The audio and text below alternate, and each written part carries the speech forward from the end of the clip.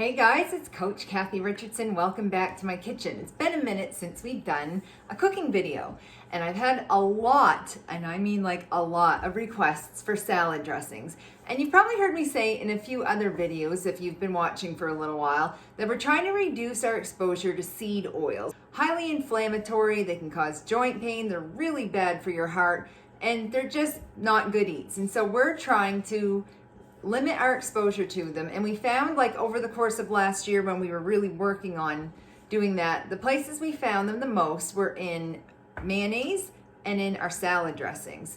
And so we just thought, like, we make a lot of salad dressing from scratch anyway, so we just started doing that. And then a lot of you were picking up on the use of my homemade dressings in some other videos.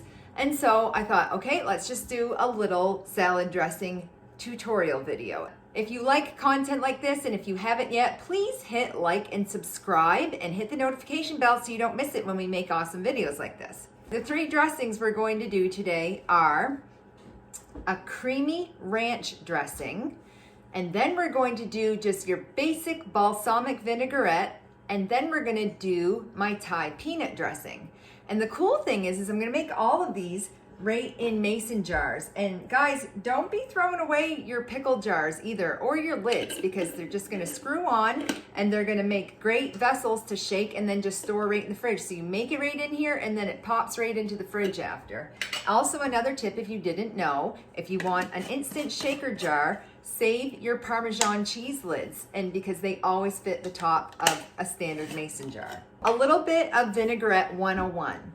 What you want to do for your formula, and I'm not going to be giving you any measurements today. I measure with my heart unless I'm baking, and so these are things that are just eyeballed, but a good rule of thumb for all vinaigrettes are a 1-to-3 ratio. So every vinaigrette is always going to have a fat or an oil, and then it's going to have your vinegar. And so you're going to have 1 part vinegar to 3 parts oil.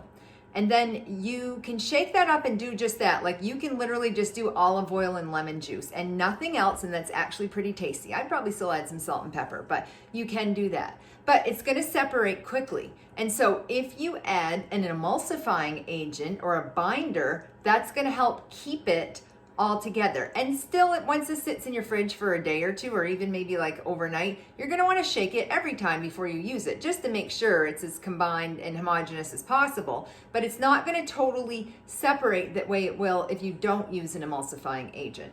So with that in mind, let's get started and do the basic balsamic vinaigrette first.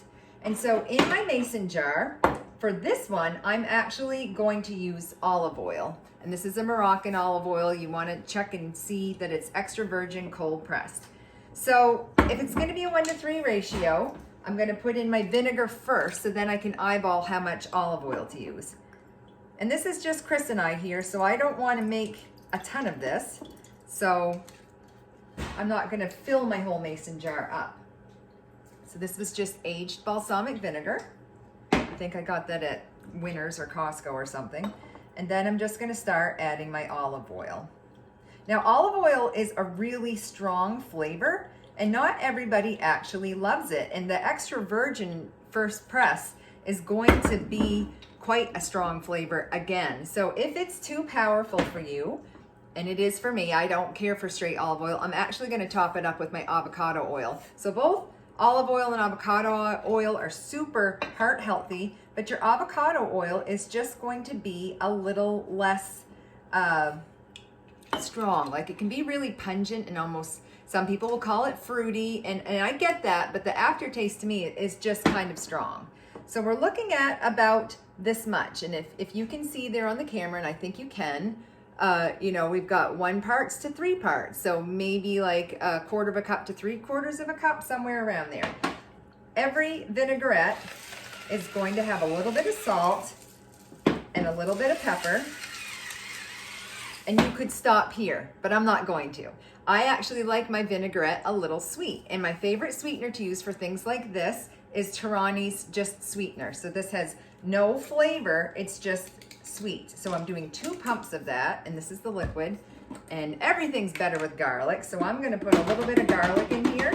You You could also, which tastes great, and it's a very classic, vinaigrette accompaniment, is some minced shallot. That just gives you like an oniony, garlicky, pungent bite, and that is really good. I just don't have any right now. So I'm gonna make this one where it's a balsamic vinaigrette. I really love Greek seasoning, but Italian seasoning would be good too. You don't have to add any, but it really kicks the flavor up a notch. And so you don't need to be buying, Kraft and all these different, any commercial salad dressing that you buy likely is going to have seed oils in it. So when you make it yourself, you control the ingredients. That's probably a teaspoon right there. And now for the emulsifier. So I'm using a local to Eastport, Maine mustard. This is Ray's Mustard's Mousse Maquadi Molasses. And this is my favorite. It's a stone ground mustard. There's no additives. And it just has a little bit of a sweetness because of the molasses too. And I'm just gonna put in, I don't know, 2 or 3 teaspoons of this. Love the flavor of this. And that's it. This is done. I'm gonna put the lid on it and I'm gonna shake it for a second and then we're going to give it a whirl. I just wanna make sure that's on there right before I start shaking so I'm not wearing it. Just gonna shake, shake, shake. Shake your booty, couldn't help it. And I'm gonna wipe off my mess. And then you want to taste this and season along the way. That's very important because you can adjust as needed. So let's see how this is going. Oh, yum. Yum, yum, yum. This one's one of my all-time favorites. It really gets thick from that mustard. And the more you shake this, the more emulsified it will be. But that little bit of sweetness from the sweetener and a little bit from the molasses that's in the mustard, paired with that nice Greek oregano, garlic, oniony, there's probably some chili powder in there too, a little bit. Like, this is so good. This is great on your salads. This is great on a Greek salad. This is delicious to marinate your meat in. So get some boneless, skinless chicken thighs and marinate your chicken in this. It's great to finish a grilled piece of steak with and just kind of brush some of this on the top. This can be used a bunch of ways besides just with your salad dressing. But if you did want to do a Greek salad, I would just add some feta cheese to that and some cherry tomatoes or Roma tomatoes and some Kalamata olives, and that is going to be super yummy. So let's move on to our second vinaigrette. And this is the one that I get asked for probably the most. And I do a pasta salad with this dressing at our restaurant that we have that's a seasonal restaurant that my husband and I run in the summer. And I do a noodle salad with crunchy sugar snap peas and red bell peppers and water chestnuts and some chicken. This is so good. So this is going to be my Thai peanut butter dressing. So I'm going to get another mason jar. And this time, for my acid/vinegar, I'm going to use 2 different things. I'm going to use a little bit of lemon juice, which normally I would use lime juice, but this is all I have. And then I have this really cool Thai vinegar that actually has some hot chilies in it. So all Thai food has 4 flavor components. It's hot, sour, salty, sweet. So this is my sour and my hot together. And I'm just gonna, again, eyeball this. Not a ton. I don't love things too spicy now. I used to, but since my surgery, I can't really handle a lot of heat. So I'm gonna do a little bit of vinegar and a little bit of lemon juice. And the lemon juice in any vinaigrette just brightens things up so much.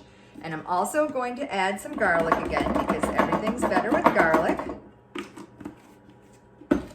Oops, and in my freezer, I always keep my ginger in the freezer, and this way, when you do it like this and you grate it, you actually don't have to peel it. The peelings will stay on the top of your grater. This is just a little microplane from the dollar store. And so I'm gonna freshly grate some ginger into this. And this is up to you how much you wanna use, because ginger can get spicy and peppery, but you wanna have enough that you actually taste it.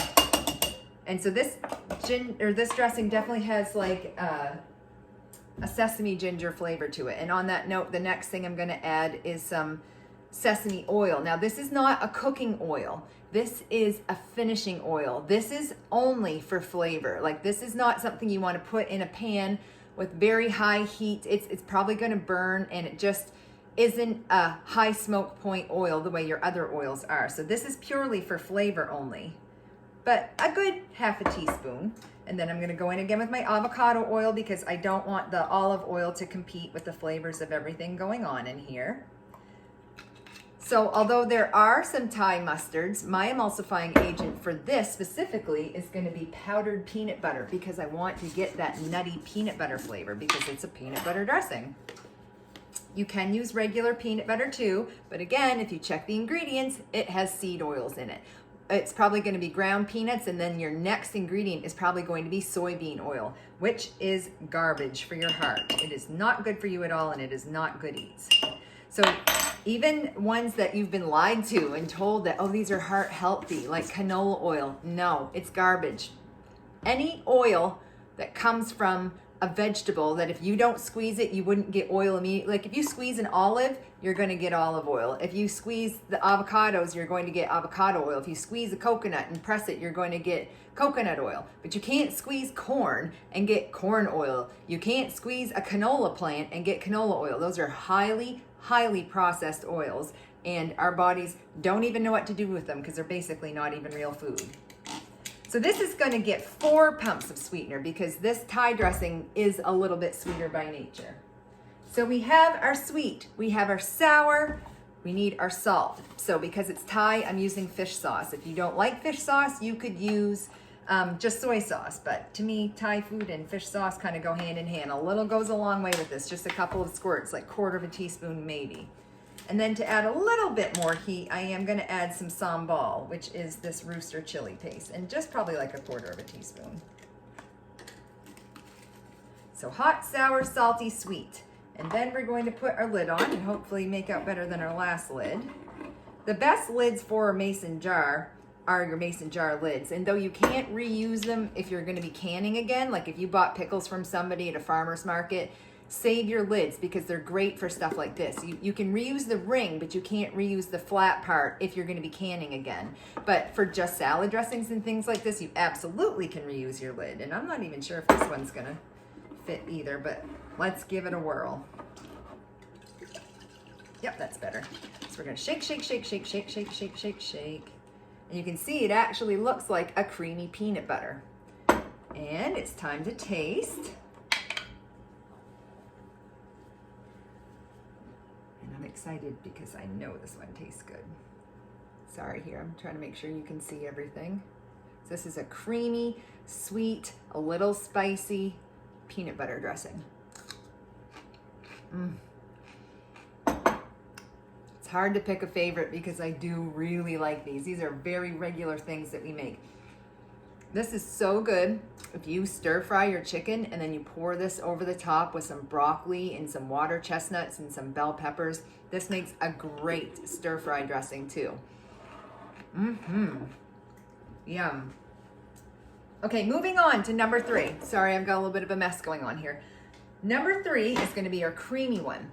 So because we're not using mayonnaise and because I always want to add protein wherever and whenever I can, we're going to use some cottage cheese that I've whipped. If you haven't gotten aboard the whipped cottage cheese train, what are you waiting for? You know, this stuff has, I don't know, it's usually like 12 grams of protein for a half a cup. This one has 14 grams in a half a cup. And you can eat this guilt-free.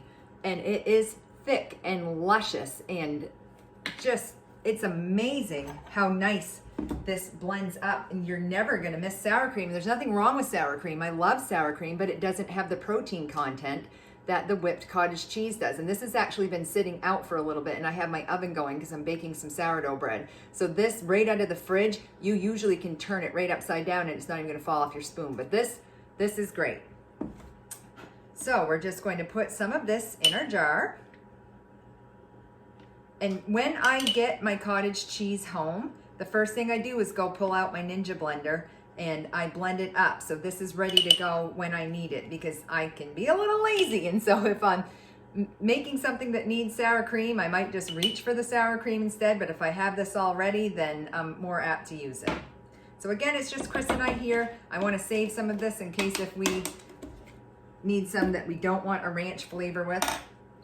So ranch, everybody thinks is this big mystery, and it's basically onion powder, garlic powder, and dill weed. I mean, that's really all there is to it. You can do onion a few different ways, and that's what I'm going to do here. If I can get this open. So I have some dehydrated chives that I'm going to add in. These are just no-name dehydrated chives, probably a teaspoon. And the good thing about all of these too, the longer they sit, the better they taste. So if they taste this good right now, they're gonna be even better in 20 minutes or tomorrow. I'm adding some dehydrated onion. Oh, that smells just like French onion soup. This is just flavor in a jar. And then we're gonna add some dill. And it's funny, a lot of people who think they don't like dill actually love ranch, and dill is pretty much the biggest flavor going on in ranch. And then we're gonna do a little bit of garlic powder, not a ton. Guys, what would we do without garlic powder and onion powder? I'd put that in everything. So garlic powder, and then some onion powder. So even though we have dehydrated onion and chives, we're still gonna do some onion powder too. And quite a bit of this. Like, out of all your seasonings, what you want the most of is that onion powder. And then top it with an actual mason jar lid, and you'll see this one doesn't mess up. If you wanted to add a little bit of buttermilk to this too and do like a buttermilk ranch, that would be super yummy. And if you just want a little bit more tang, you can actually add some lemon juice. And I think I'll do that right now because this is so thick, it just needs to be thinned out a little bit. So I'm just gonna do 2 little squirts of lemon juice. I can smell it. And I am gonna add salt and pepper now too. I didn't need to add salt to our Asian dressing because we had the fish sauce, which is super salty.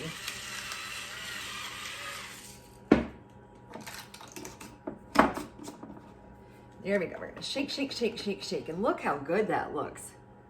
Oh, you could bottle that up and sell it for $1 million. All right, so let's give this a whirl. That looks great. Oh, it looks so good. I hope you can see these on camera. And let's give this a taste, see if we need to add anything. A nice creamy ranch. Here we go. No, it doesn't need anything. I'll wait and eat that extra bite once I'm off camera. So there you go. Salad dressings are super simple. You're gonna pick an oil, pick a vinegar, pick an emulsifying agent if you want it to be a little thicker, and then the world is your oyster as far as seasonings. You're probably always gonna, you're probably always gonna want some salt and pepper. You don't have to, but I would recommend it. And just explore whether you do want a sweeter vinaigrette or you want it to be very pungent and acidic.